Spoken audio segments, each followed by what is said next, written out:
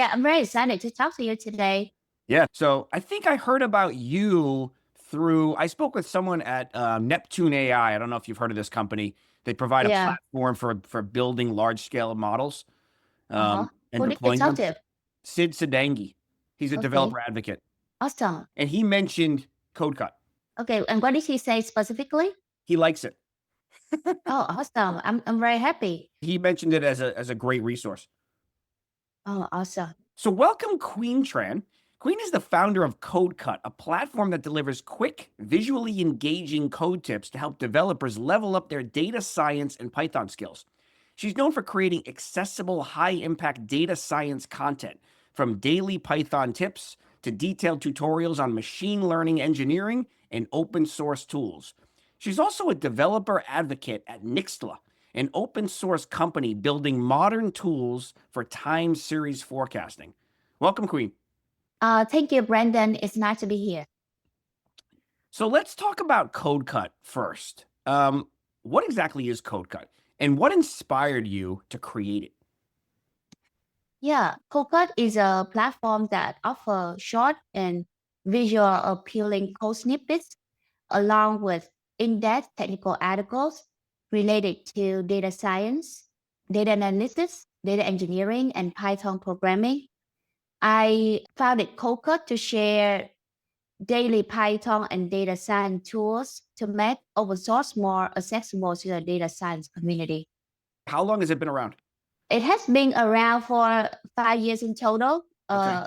So initially it was launched as Math Data Simplified, and initial I started when I was still a student in school, Uh-huh. and I was just trying to find like some quick domain where I can start putting up my posts down, because at the point that I created the website, I have posted over 200 tips on LinkedIn, and everyone asked me to like how do they find the previous post. So I decided Oh, to just put together quickly a website so I can put on my posting, and then later I rebranded to CodeCut, okay. so that it's easier for people to find the website. And how did it start? Like, was it just Python programming tips? Was it data science as well? Like, what was kind of the original idea? Yeah, so initially I write articles on Medium only, Okay. and then so I'm very passionate about sharing my knowledge. But I never really doing anything much on LinkedIn. And then I read a book called Share Your Work by Austin Kleon. And he said, no matter how messy your work is, just share it. Yeah. So I start to share, like, I try to ask myself, what is something that I can stick with, right? What kind of content LinkedIn I can stick with on consistent basis? And the answer for me was to write short posts Okay. about either Python. So initially it was Python, either Python or like data science tool that I was interested in. And so I keep doing it every day for Oh, until now. For yeah, it has been quite a while, like 6 years or so. Yeah. so every day, the whole time. Yeah, the whole time. Initially, it was like every day, but then last couple of years, like, okay, Oh. I start to get tired. So every weekdays. So I give myself some break on the weekend. And so when you first started this, were you creating content specifically to post, or were you working on other things like in school, on projects, internships, and then Oh things just come no, up like, and then you would post yeah, them? yeah, I work on a tons of things. Yeah. Like I was a student and I had internships, and I also keep up with my Medium articles, and I have a job where I was a tutor. Okay. And yeah, so my day, it used to be like wake up at 5 a.m. and go to sleep at 9 p.m. and have no other things going on besides working and studying. Wow. So what's unique about CodeCut? If you compare it to other similar platforms, what's unique about it? I would say, unlike many platforms that publish long articles built with abstract concepts, in CodeCut, I try to keep it simple and Yeah. focused. It The concise format make it easy for busy engineers and data scientists to quickly grasp and apply new ideas. The articles format often begin with a relatable challenge to data scientists and walk through practical techniques. And with every new concept, it will be supported by either images or a runnable code. So this I see. structure makes it accessible to learners at any levels who have basic Python skills. Okay, so let's say I'm just starting out. Maybe I've heard of Python. Maybe I've never programmed before, and I'm interested in data science. How would you recommend I use CodeCut? If I went to the website, where would I start? Do I just start browsing topics? How would you recommend I use it? Yeah, so something that is cool about CodeCut is it kind of give people some ideas about like a variety of Python packages that are easy to use Oh, okay. for specific application. Yeah. So in the website, there is a one called there's a menu called Browse Tools, Okay. and you can just click browse tools and it in different categories. You can either browse by, so that it often organized by a specific like data analysis or feature engineer or machine learning. Oh, I see. And whichever topic you like, you click on that, and then it will cover a variety of tools.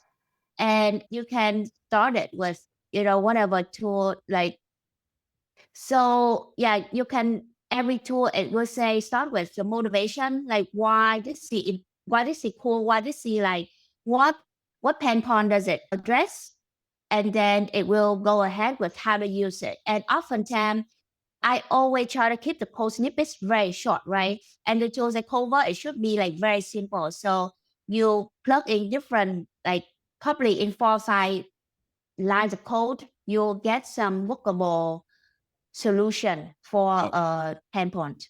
okay. And the code that you provide, like what's the format? So if I go to a topic, what will I see? I'll see code snippets. I'll see an explanation of the topic and what the use case is. And then I'm going to see images. What are the other formats? And like, how do I get the code? I copy and paste it and I run it in some Python IDE that I have running locally. Where do I run the code? Yeah, so this the very cool thing that we offer recently is called so there's different. I guess I'll answer your in I'll have some several answers to your question. Yeah, So first, if we have both short code snippets and in-depth articles, right? I see. For in-depth articles, they're like in the article itself, they're always the link to the source code where you can just download. So it's on GitHub, right? So you can just clone the GitHub repo and play it in your local machine. Oh, okay. But something cool that I offer with newsletter subscribers, I send out newsletter with focus. It's the focus is also we focus heavily on our newsletter. We have very beautiful newsletters. I send out 3 times a week, and each newsletter cover 2 different tools or tips. Okay. And for each tip, there will be a run on Repl.it button. Oh, And okay. what that means is they can just click that button. It's open a workspace where every dependencies has been installed. Yeah. The code is there. All they need to do is click the run button and it will show them the output. And what is very cool about this is there could be a barrier between like, oh, seeing it and actually try it out, right? Yeah. But if you make it easy for people just to run it in their browser without setting it up in the first place, Yeah. it make it easier for them to explore the tools. And another cool thing about Repl.it is that you can edit the code Yeah. to see like, okay, like let's say if they want to understand more what this tool can do, they can try to like use different, let's say different value for a function and see how it acts differently. And Yeah. that's how they can learn quickly as well. So the idea is that there's direct links to the code in Repl.it. I can run the code in Repl.it. Repl.it is a cloud-based IDE for writing and Yeah, running code. I can update the yeah, code. The environment is already configured. Do I need an account uh-huh. with Repl.it? You do need a account with Repl.it. Okay, but it is free. Mhm. How many subscribers does your newsletter have? over 5,000. Oh, wow. Okay. And is there a difference between signing up for the newsletter and what I see you post on LinkedIn?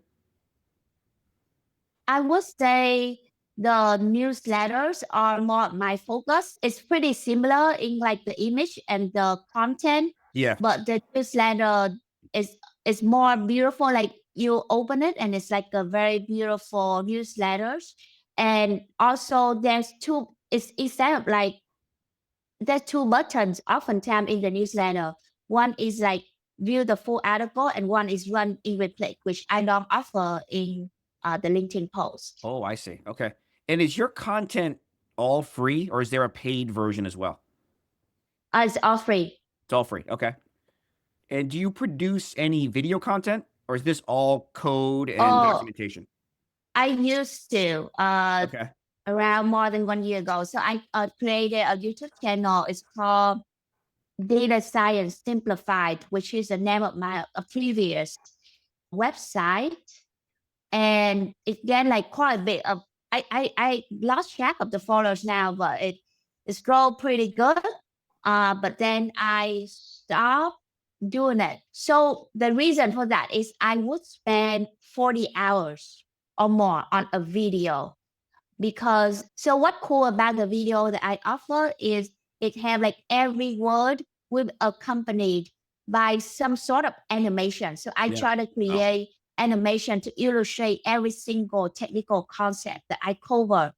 And everything is done by me. I guess I could do a better job at like maybe have some help, but yeah. because everything done by me and I'm like so specific about like I cannot have any words that are like um that like shouldn't be there. Like the video should be concise to the point. Everything is well explained. Right. So I took a lot of time doing it and it just ended up I couldn't have any time left for other things. So I started to dial down in the video. Also because I started to try to write a book, which I am writing now. Oh, So I cool. have been pausing on it. But I plan to get back to it at some point What's the soon. book? It is called Build a Production Ready Data Science Project. Oh, very nice. And the book is available? You're working on it now. I'm working on it, but it's available to sign up. Okay. So people can do an early sign up. There's already like a couple of thousand people sign up for the book already. Oh, all right. And so do you work alone or do you have a team? I have a small team. I'm the sole technical writer at CodeCut, Yeah. but my team consists of a designer. So I used to do every illustrations myself, which Okay.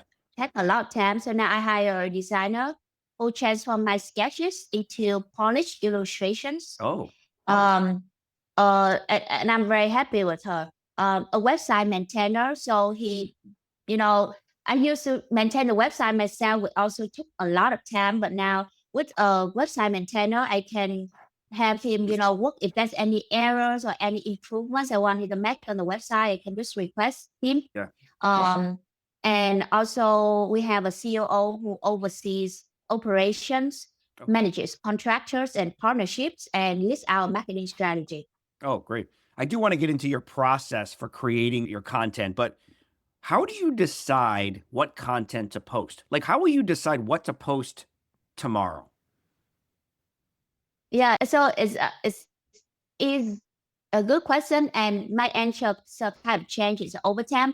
Yeah. So it used to be like, so I have a bucket. I always have a bucket list of ideas, right? Okay. And then what I used to do is I like go back to the bucket of ideas and like, okay, what among these topics I am excited about and I will write about them, or I am excited about and I actually have the time to, because some are easy to write about and some are not, right? So it depends on how much time I have that day and also how excited I am about the tool. But recently I still do that, but recently I try to be more strategic about what tool I'm writing about. Like, if the tool I'm excited about, but people are not excited about, then Yeah. like I waste not wasting, but I spend a lot of time for a low return investment. So now I'm trying to be like, okay, what are the topics I'm excited about? and is also trending. And Okay. based on that, I will write about them. How do things make their way into the bucket list? You think of things, oh, this is probably interesting. I want to learn about this and I want to teach this. And also, do you listen to your community and your followers? Like, do they come up with topics for you that you Yeah, can then put into that bucket list? yeah, it's both. I get both and more. So I love scanning on GitHub or product hunt. Yeah. So I often like just browse on them and see, okay, what is trending or what is the cool tools that people keep talking Okay. about. And I put that in the bucket list. Another thing is in my newsletter, there always a field where do you enjoy the newsletter today, right? Yeah. So people will rate from 1 to 5 stars. And when they Mm. rate, we also ask a question like, is anything like, do you have any feedback or anything can be improved? And they will often give me like, oh, like I like this, but it would be great if you can also cover this. And I try to be very responsive with my newsletter subscribers as well. The third thing is also from just, if I work on some project, right? It could be with Nixtla or on my old project, and I use some other tools along with the tools I'm exploring. And I was like, Okay. oh, this is so cool that the other tools support this. Then I will put it in like a bucket list of things to write about later as well. I see. That makes sense. So what does your process look like? So you have ideas in a bucket list. You take one of those ideas and you're going to work on it. You're going to post the content. Uh-huh. What's the process look like? You mentioned sketching and things like that, but what is the full process and how long does it take? Yeah, it's the process is pretty like there's multiple steps to the process. So first I pick the feature, right? To talk of the feature of a tool to talk about. Mhm. Then I begin by identifying the problem it solves. Okay. So like if it doesn't solve a problem that is related to my target audience, which is mainly Mm, data scientists, I will not write about it, I right? see. Okay. So first identify the problem. Is it relatable to my target audience? Hmm. Then what are the solutions that this tool offer? Then I will start to prototype the code, meaning I will start with prototyping the problem, right? Yeah. And the problem, it could be something, it's oftentimes it's like a traditional tool that data scientists are used to using, and it's very slow or it's very hard to use. Then like how does this tool offer the alternative? And then I often compare them side by side. And if I enjoy my prototype, I see, okay, this is actually a good solution, then I will write a post about it. I publish on both on CodeCut will be like a extensive written form of it, right? But then I will try to shorten it down to post on both LinkedIn and my newsletter. And Okay. then I also create a feature image. Note that the feature image for short posts are created by me myself, because it's not an illustration. The feature image for these kind of code often like related to code snippets, so I need to create it myself. Yeah. And then I put it in like ClickUp for my COO to schedule for me on both LinkedIn and newsletter. So I see. it's a lot of steps in the process, and it often takes me like 1 hour or more. But it has been I have been trying to refine recently by asking for help with scheduling the post on LinkedIn and newsletter. But yeah, that's the process. How do you create those visually appealing images of the code snippets? I use a tool called Snappify. Hmm. So I just the Snappify app is very nice. So I copy and paste my code snippet and put it into Snappify and try to adjust the dimension, everything, putting arrows and putting text to, and I iterate several times to make sure it looks good on both LinkedIn and newsletter. Hmm. And that's how I create the image. What are you going to post next? Uh, I'm not sure yet. I think I have several post schedule is on UV, which is like a Python dependency management tool. I don't remember. But yeah, Okay. I don't Well, know. It depends on what I'm inspired. yeah, I guess we're gonna find out. Yeah. So let's talk a little bit about your career path and your motivation. How did you get here? How did you first become interested in data science and software engineering?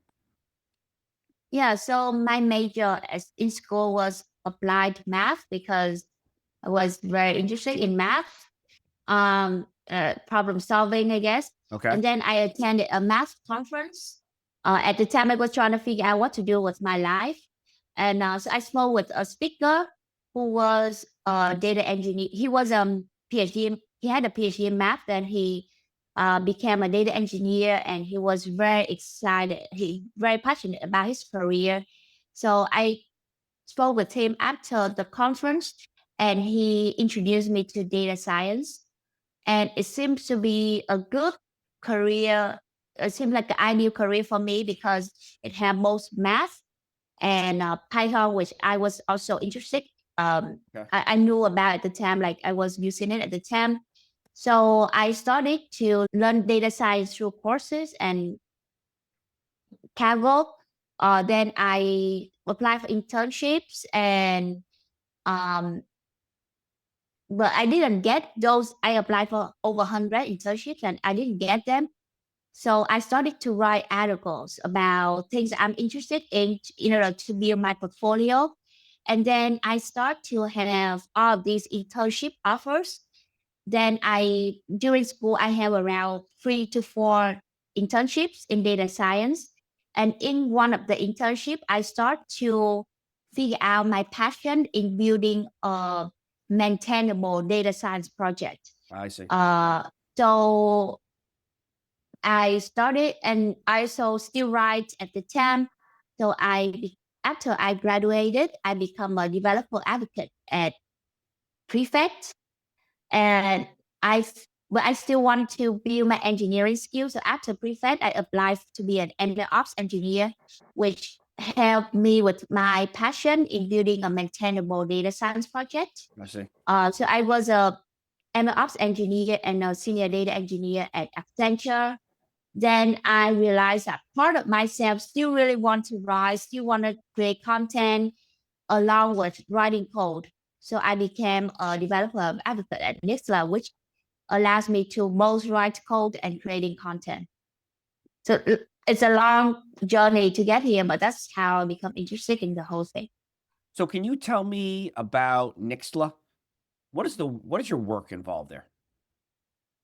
Yeah, so Nixtla offers open source tools for time series forecasting, such as ML forecast, stats forecast, and neural forecast. It also offers TimeGPT, which is a generative pre-trained transformer model that was trained on 100 billion data points from diverse domains, including finance, weather, energy, and web traffic. And TimeG can generate accurate forecasts for unseen data sets without training your data. And so as a developer, senior developer advocate at Nixtla, my day to day is a bit different. It's different every day, but my main responsibilities including developing content strategy, stay up to date with the trends in data and AI space to make sure our message stay relevant, Mm-hmm. um, discuss with the CEO and the CTO on how to position Nixtla in the market, write technical articles, and speak at conferences. And how do you balance creating content for Nixtla and creating content for CodeCut? How do you balance that Oh, work?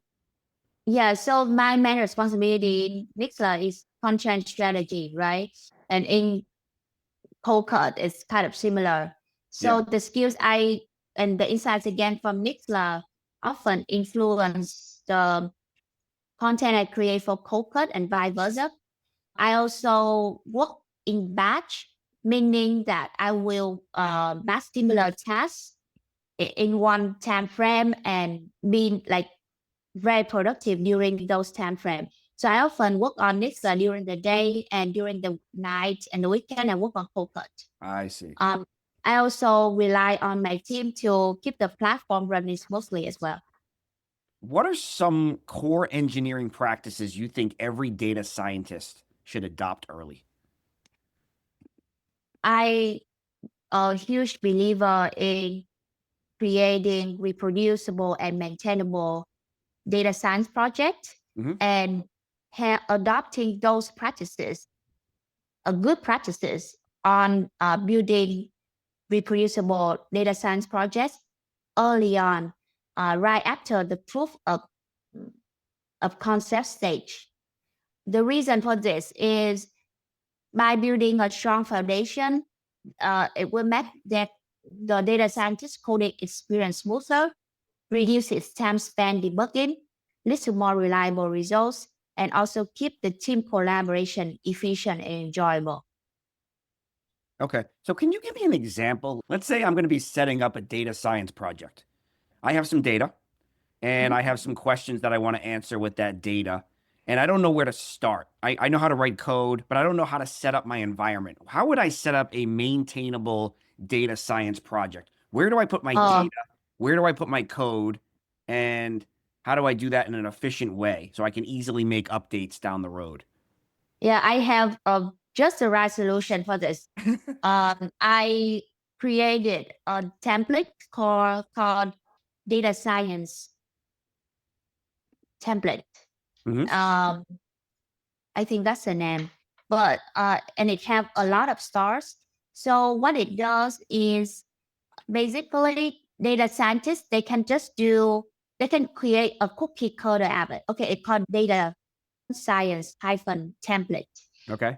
And what it does is they can do on their command line, they can say cookie cutter and the name Oh, of the template. And then it will spin up the entire repo for them with all of the best practices. So they can choose their the dependency management they want, either HIP, poultry, or UV. And based on their selection, it will spin up the entire project for them. And they can just plug like set up the environment with one command and start coding. so this is setting it up locally on my machine. What tools Uh-huh. am I using? It could be any IDE tool. Okay. I recommend VS Code because I like it. Yeah. But it could be any tool, IDE tool. So I run cookie cutter. I basically Uh-huh. set up my environment based on the data science template. And then I can Uh-huh. use VS Code. I can just start coding. I can access my data. I can write Python or some other language, I suppose, and do my analysis in my IDE. Uh-huh. And then what's the next part of the process? I want to share my data, my code, and my results with others. Yeah, so the template is support like the development part of it, not the production Okay. ready part of it, right? The reason for that is like to support the production part of it will be more complicated in terms of tools that you need, and a lot. And I feel like for the tooling, people have very specific, multiple different people are they like different tools. This is meant to be more like a lightweight thing that can be used for any of the tool stack that they want. Okay. So this sets up a local development environment. Do you have tools that you recommend for collaboration? Let's say I'm working with a team of data scientists on this project. How would I collaborate with them on the work? Definitely, Git. Yeah. Very important to use Git. I see a lot of data scientists are not using Git, and I don't think it's a good idea. So definitely Git version control your code. Also using tools like pre-commit to reformat your code before Okay. it is being committed, so that you can standardize how your code looks across multiple commits. So let's say if you know you commit your code to GitHub, right, Yep. version A, and then another data scientist commit their code to GitHub version B. Yeah. And that version B is it's like a several more lines of code uh to improve your code, but they also add some space, right? They add some space. They add some more empty lines, which is it doesn't matter, right? Like if you review two code, Right. you want to only see what matters, not like the empty lines. Yeah. So by using tools like pre-commit, it can like standardize, reformat Oh, your code, standardize how they look, so that it only like when you compare code, you only see the difference that matters, not the difference in formatting. I see. It's the difference in the code, not the empty space. That's correct, not the difference in the format. Yeah. Okay. That makes sense. I was looking through some of your recent posts on LinkedIn. Recently, you mentioned Loguru, LangChain, and Pedantic AI. What are these tools? Loguru is for it's like alternative for logging. Um, it's like in Python there's a login library, right? Yeah. And Loguru is just like a better one. In my Okay. opinion, it's better than the standard built-in login tool in Python. And LangChain is a open source library that make it easy to use LLM agent and workflows, and also for LLM meaning like large language model, and also be able to incorporate a variety of AI models easily. Okay. Um, Pydantic AI is kind of on the similar concept, but what is so cool about Pydantic AI is it produces structured output. And what the structured output is very helpful if you're planning to use those output later in the pipeline. Let's say you want it to be format in the like as a dictionary or a list, so that you can put it in like another, like either in the data frame or a database. Yeah. I see. So, how do you keep up with what's new in data science and programming? I use GitHub product hunt. Also, like on LinkedIn, like people make sure you know what is new on Yeah. LinkedIn as well. And my at Nixtla, sometimes like my colleague would just drop me like, "Hey, there's this new cool technology we should look into." So that's another way I know about different things. Yeah. How would you like to develop the CodeCut platform in the future? Well, I keep getting requests from my subscribers to create books and courses. So I want to create books and courses so that it kind of putting more structure into the all the Oh, content that I have been writing, and it's kind of it will help me. Will help like earlier you asked about the question, if people go to CodeCut, where should they start it? It will yeah. make their like getting started experience easier. I also wanting to make it easier for people to finding a tools based on a specific solution. I think the course idea makes sense. Courses or tracks, whatever you want to call them. You have all this content already, right? You have 5 years of content. You could start to just Yeah, even organize the existing content into courses or tracks, like where to start. Data Science 101, something like the Intro to Python Programming. These types of things I bet you could create with all of your existing content. yeah, I can. The problem I'm having right now is I'm a perfectionist about my content, right? Yeah. So what would take people like X amount of time would take me twice as much, because I want to make sure it's like perfect. And I really need to stop doing that, because it's not. I feel like it's counterproductive in a way, right? So yeah, so I'm currently I'm trying to push myself to getting the book done quickly so that I can get it out early and then start work on the ports and everything else. Any plans for a YouTube channel? Yes, after I finish with the book. Okay. More things on the And I horizon. think, yeah, I think now with the help with the designer for illustration, it should help me to speed up my video creation process as well. Are you ready for the lightning round? Okay, Okay. What's your favorite Python library right now? Marimo. What is that? It's like a better alternative to Jupyter Notebook. Oh, And yeah, it made a so Jupyter Notebook has been like it have a stigma for not being good for production ready right. project, but I think Marimo is basically the uh, reproducible solution to Jupyter Notebook. Sorry, as follow-up question. Is the format similar? Like it's a notebook with It is a cells where you go. notebook. It's a notebook, but much better. I'm being like a fan of it recently. Just everything in Marimo now except Jupyter Notebook. What's one tool you can't live without? Uh, as for development, I would say VS Code. Recently I'm into Oh, Cursor, so Cursor VS Code. I don't know something for me to code. what's your favorite way to learn something new? Write about it. Oh, that makes sense. One piece of advice for anyone starting out in data science today. Start sharing your work. Right. As you learn. Every developer advocate I talk to says build in public. Make Mm-hmm. mistakes in public. Yeah. Yeah, exactly. That's how you learn. People will Yeah. like dream it. You make mistakes, so you make sure you. It's not that you make sure you don't make mistakes, but you know and you can adjust, right? Yeah. A hobby or activity you do outside of work. Um, I really enjoy rock climbing, acro yoga, going for a walk, Great. That's it. and Thank you. cooking. Probably. Yeah. Thank you.